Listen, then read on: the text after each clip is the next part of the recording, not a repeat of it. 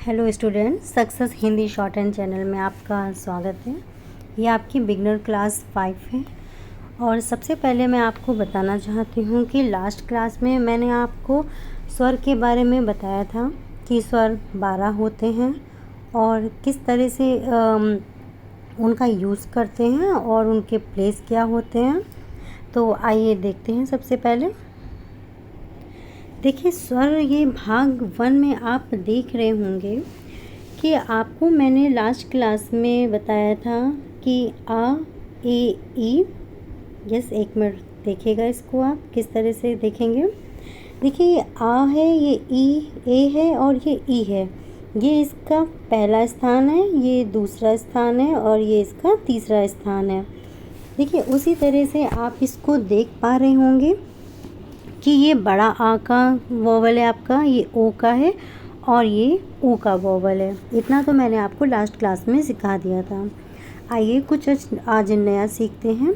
देखिए, स्वर भाग 2 में आपको मैं आज एक चीज़ बताने जा रही हूँ जिसको बहुत ध्यान से सुनिएगा, क्योंकि इससे आपको मात्राओं को अपने दिमाग में रखने की ज़रूरत नहीं रहेगी कि आपका ए का वोवल कहाँ लगना है और ए का वोवल कहाँ लगना है, ओ का वोवल कैसे लगना है और ओ का वोवल कैसे लगना है। तो देखिए, सबसे पहले आप इस चीज़ को ध्यान रखिए, जब भी आप कोई व्यंजन लिखते हैं और उस व्यंजन में कोई मात्रा लगाते हैं तो उस मात्रा को अगर आप व्यंजन के पहले लगाते हैं तो पहले मात्रा पढ़ी जाती है, फिर व्यंजन पढ़ा जाता है। और अगर आप किसी मात्रा को व्यंजन के बाद लगाते हैं तो पहले व्यंजन पढ़ा जाता है, उसके बाद उसकी मात्रा पढ़ी जाती है। तो सबसे पहले आप इसे नोट कर लीजिए कि ये आपके 12 मात्राएं हैं, जो आ, ए है, ई और यहाँ पर देखिएगा आ, ओ, ऊ और ऊ, ये आपकी मात्राएं हैं।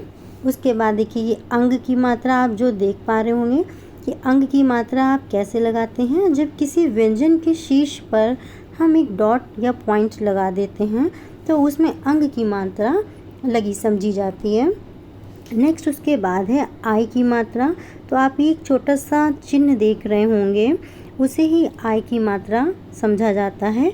जैसे आपने लिखा भलाई और देखिए ये लिखा है भला, तो आपने जब भला लिखा तो ला में आ का वोवल लगाया है तो ये भला पढ़ा जा रहा है। लेकिन इस पे जब आपने ये वाला चिन्ह लगा दिया तो ये भला के जगह भलाई पढ़ा जा रहा है। अब इन मात्राओं का यूज़ व्यंजनों के संग किस तरह से होता है, तो चलिए वो देखते हैं। पहले देखिए, अभी तक आपने जो मात्राएं लास्ट क्लास में सीखी थी वो 6 मात्राएं थी और आपको अच्छी तरह से पता है कि वो 6 मात्राएं कौन सी थी। देखिए, एक बार इसका रिवीजन कीजिएगा। जैसे ये लिखा हुआ है चा, तो अगर आप चा के पहले मात्रा आगे लगाते हैं तो इसे अच पढ़ते हैं। अगर आप इसमें ए की मात्रा लगाते हैं तो इसे एच पढ़ते हैं और अगर आप यही वोवल थर्ड प्लेस पे लगाते हैं तो आप इसे ईच पढ़ते हैं। आपने ये 3 मात्राएं डॉट की सीखी थी। और देखिए, चा है, इसमें आ का डैश लगा देते हैं तो आच हो जाता है ये। इसी तरह से आप इसमें सेकंड प्लेस में ओ का वोवल लगाते हैं तो ये ओच हो जाता है और आप थर्ड प्लेस पे लगाते हैं तो ये ऊच हो जाता है। अब यहाँ पर मैं आपको ये सिखाना चाह रही हूँ कि जैसे देखिए, वोवल आपके जो होते हैं वो आ है, ठीक है, और ये आपका बड़ा आ है। नेक्स्ट ये आपका ए है, ये ई है, ये ओ है और ये आपका ऊ है। आपने लास्ट क्लास में ये सीखा था first place, second place, third place, ये dash first place, second place, third place. आपको फर्स्ट सेकंड थर्ड प्लेस पता ही है। जैसे ये का है तो ये इसका फर्स्ट प्लेस, ये सेकंड प्लेस, ये थर्ड प्लेस है। बाद में भी ये फर्स्ट प्लेस, सेकंड प्लेस और ये थर्ड प्लेस है। प्लेस के हिसाब से ही इसको पढ़ा जाता है। जैसे ये का है, का में आपने ये वाला वोवल लगाया तीसरे स्थान पे, तो ये की पढ़ा जाएगा। का में लगा हुआ कौन सा वोवल, की पढ़ा जाएगा। अब मैं आपको एक चीज़ और बताने जा रही हूँ, उस चीज़ को ध्यान से सुनिएगा। जैसे आपने लिखा की, देखिए मैं यहाँ पर आपको बता रही हूँ, आपको अगर लिखना है की या आपको लिखना है की, तो आप इतना ये समझ पा रहे होंगे कि ये जो वॉवल लगा है ये ई का वॉवल लगा है।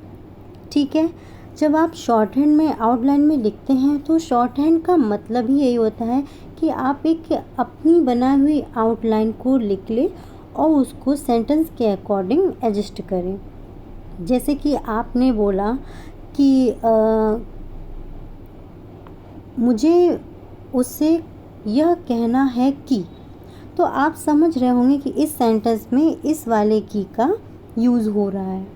तो जब भी आप शॉर्ट हैंड की आउटलाइन बनाएंगे, आप की लिखेंगे तो किस तरह से लिखेंगे, ये देखिए।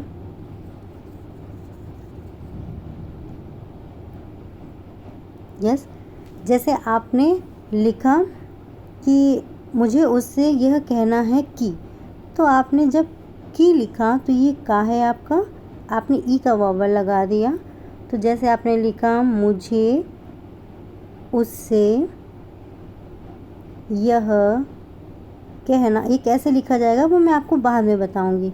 बट अभी आप यहाँ पर की का यूज़ किस तरह से हो रहा है ये आप देखिए। कहना है कि, ये देखिए आपने का में ई का वॉवल लगाया। जब आप इस आउटलाइन को अपने लैपटॉप या कंप्यूटर से टाइप करेंगे तो आप सेंटेंस पढ़ते समय समझ जाएंगे कि यहाँ पर कौन वाली ई की बात हो रही है, छोटी ई की या बड़ी ई की बात हो रही है। इसीलिए हम ये छोटी ई और बड़ी ई जो होता है, इन दोनों का वॉवल जो है स्वर अलग अलग नहीं पढ़ेंगे, यानी इनको हम अलग अलग नहीं सीखेंगे जैसा कि बाकी किताबों में दिया हुआ होता है। तो देखिए आपका चाहे वो छोटा ई हो या बड़ा ई हो, हम दोनों के लिए डॉट ही, वो भी थर्ड प्लेस पे लगाएंगे। वो आप सेंटेंस के अकॉर्डिंग पढ़ेंगे कि वहाँ पर आपका छोटा ई यूज़ हो रहा है या बड़ा ई यूज़ हो रहा है। आप समझने की पूरी अच्छी तरह से कोशिश कीजिएगा, क्योंकि ये एक सिंपल वे होता है। इससे आपको शॉर्ट हैंड में लिखते समय आपका हाथ नहीं रुकता है, क्योंकि आप अगर बुक में या कहीं और देखेंगे तो जो ये ए का वोवल है वो आपने इस ए का वोवल सेकंड प्लेस पे सीखा है, लेकिन जब आप और आगे मात्राओं को सीखेंगे तो इस ए का वोवल आपको पहले प्लेस पे सिखाया गया है। तो आप जब भी, जैसे मान लीजिए आपने लिखा पेन, तो आपको पेन जब लिखने के लिए, देखिए आपको अगर पेन लिखना है तो आप, ये आपने पा लिखा, आपने जो वोवल ये वाला सीखा था वो आपने सेकंड प्लेस पे सीखा था, और ये वाला वोवल जैसा कि किताबों में लिखा है वो फर्स्ट प्लेस पे लिखा है।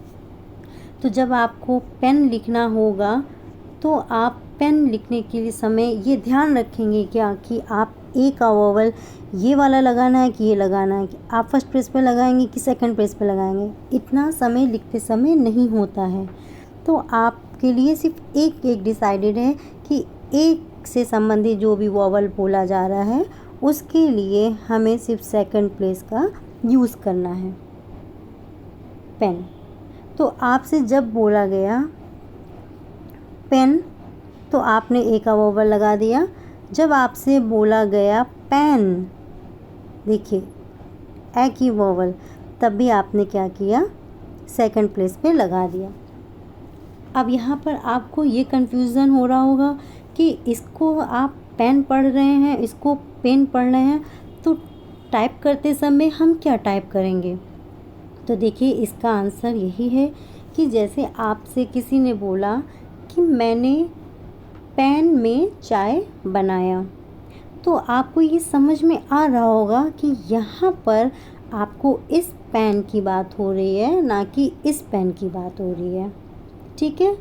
अगर आपसे बोला गया लिखने के लिए मुझे पेन की आवश्यकता है, तो आप समझ रहे होंगे अच्छी तरह से कि यहाँ इस समय ये वोवल किसको संबोधित कर रहा है? पेन को कर रहा है, ना कि पेन को कर रहा है।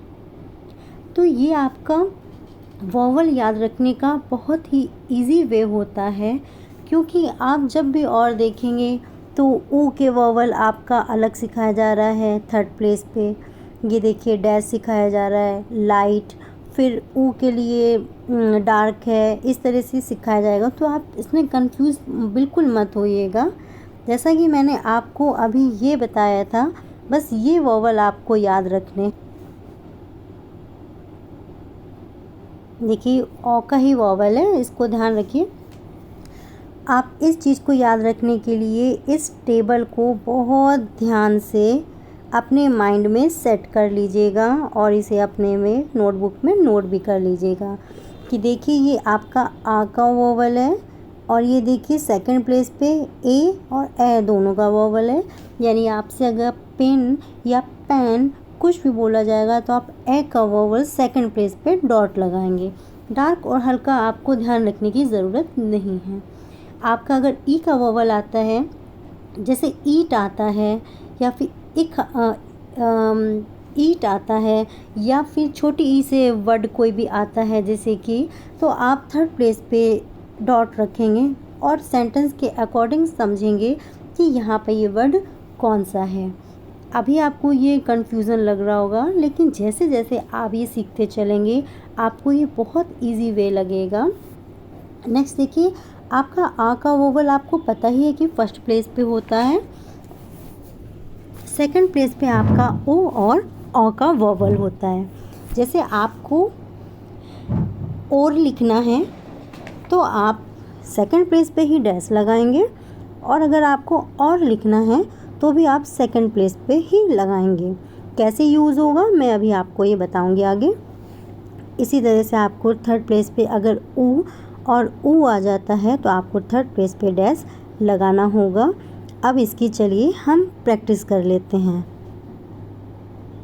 देखिए मैंने जैसा बताया कि अगर आपको और लिखना है, ये देखिए सबसे पहले ये ध्यान रखिए ये और है और दूसरा वर्ड है आपका और।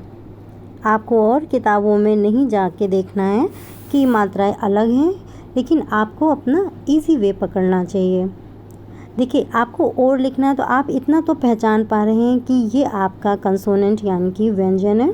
व्यंजन आपका रा है जो नीचे से ऊपर जा रहा है, दोनों में सेम होगा। और अभी आपको ये याद रखने की ज़रूरत नहीं है कि ओ का वोवल जो है वो डैश होता है, सेकंड प्लेस पे है, ये आपको याद रखना है। लेकिन ये आपको नहीं याद रखना है कि ओ का कहाँ होगा।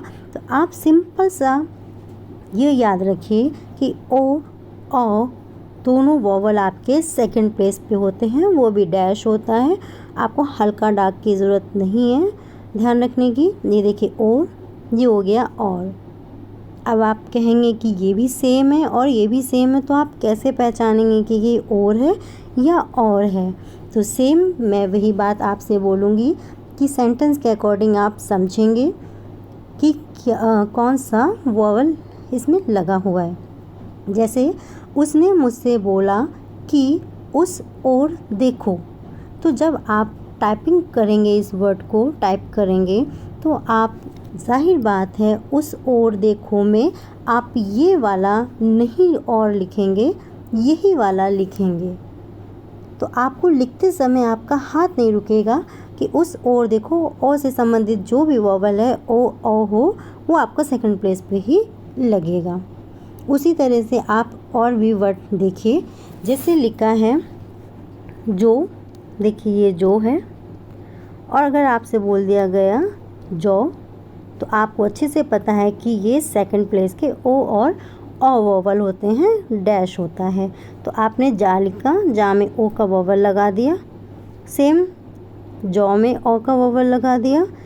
सेंटेंस के अकॉर्डिंग पढ़ेंगे कि ये जौ बोला जाएगा या जौ, यानी नवरात्रि में हम जौ उगाते हैं। तो आपको अच्छे से पता है कि यहाँ पर इस जौ की बात हो रही है।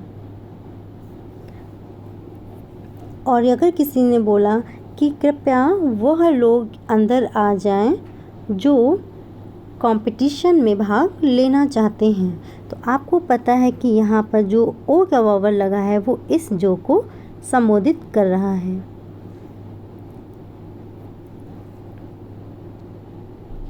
ओके, अब देखिए आगे, इसके आगे आप इन वोवल को लगाना सीखिए कि कैसे इनको लगाते हैं और कैसे इनको बोलते हैं। तो सबसे पहला जो व्यंजन होता है वो का व्यंजन होता है, तो हम का व्यंजन को लेते हैं। देखिए ये आपका का हो गया। अब आपको इस का व्यंजन में 12 मात्राएं लगानी हैं और उसके सामने उसका वर्ड पूरा लिखना है। ठीक है, ये आपका SW रहेगा, ये ध्यान रखिए। इसकी प्रैक्टिस ज़रूर कीजिएगा अगर आप बहुत अच्छी तरह से सीखना चाहते हैं शॉर्ट हैंड, तो बहुत ज़्यादा ही आपको यूज़फुल रहेगा ये। देखिए आपने पहला जो वोवल सीखा था वो सीखा था अक, सीखा था अ, तो आपने का में डॉट लगाया तो ये अक हो गया। सेकंड वोवल आपने सीखा था ए और ए, तो आपने ये देखिए ये ए है और आपने ए सीखा था, तो आप इस का में लगाइए एक और एक। कैसे यूज़ करना है ये आपको मैंने बता ही दिया है सेंटेंस के अकॉर्डिंग। नेक्स्ट आपका आता है, आपने सीखा है ई और बड़ी ई, तो आपने लगा दिया ईक। ये आप अच्छी तरह से देख लीजिएगा कि व्यंजन के पहले वोवल लगा है तो व्यंजन के पहले ही पढ़ा जाएगा, व्यंजन के बाद लगा होता तो व्यंजन के बाद पढ़ा जाता। देखिए ये आपका लिखा हुआ है, तो इसी तरह से आप इसको क्या पढ़ेंगे, लाइन से देखिएगा। फर्स्ट नंबर पे ये आपका अक है, सेकंड नंबर पे आपका ये एक और एक है, और थर्ड नंबर पे आपका ये ईक और ईक है। नेक्स्ट देखिएगा आप इसी तरह से का वर्ग वाला जो है का, ख, ग और घ, इन चारों में ये वोवल पहले और बाद में लगा के सीखिएगा। जैसे आपको पहले मैंने बता दिया है वैसे ये बाद में हो गया। देखिए आ का जो वोवल होता है वो सिर्फ व्यंजन के पहले लगाया जा सकता है और बाद में नहीं लगता है, क्योंकि ये बाद में व्यंजनों में लगा हुआ ही समझा जाता है। जैसे ये का लिखा है तो आपको जब सिर्फ का ही लिखना है तो आप इसमें यहाँ कोई वोवल नहीं लगाएंगे, और अगर आपको अक लिखना है तो आप फर्स्ट प्लेस पे आ का वोवल लगा देंगे। ठीक उसी तरह से देखिएगा ये आप का लिखा है, का में बाद में वोवल लगाया तो ये आपका के हो गया और ये आपका कै भी हो गया। नेक्स्ट आपका ये की हो गया और आपका ये की भी हो गया। देखिए सिंपल होता है, थर्ड प्लेस पे आपने डॉट लगाया और इसको की और की दोनों पढ़ लेंगे। उसी तरह से आपका ये आ का वोवल देखिए ये आपका का हो गया और ये आपका को भी हो गया और कौ भी हो गया। जैसे कि आपने बोला कौआ पेड़ पे बोल रहा है, तो आपने ये लिखा कौआ के लिए ये का में ओ का वोवल लगाया, तो आप अच्छे से समझ पा रहे होंगे कि ये वोवल किसको संबोधित कर रहा है, ओ को।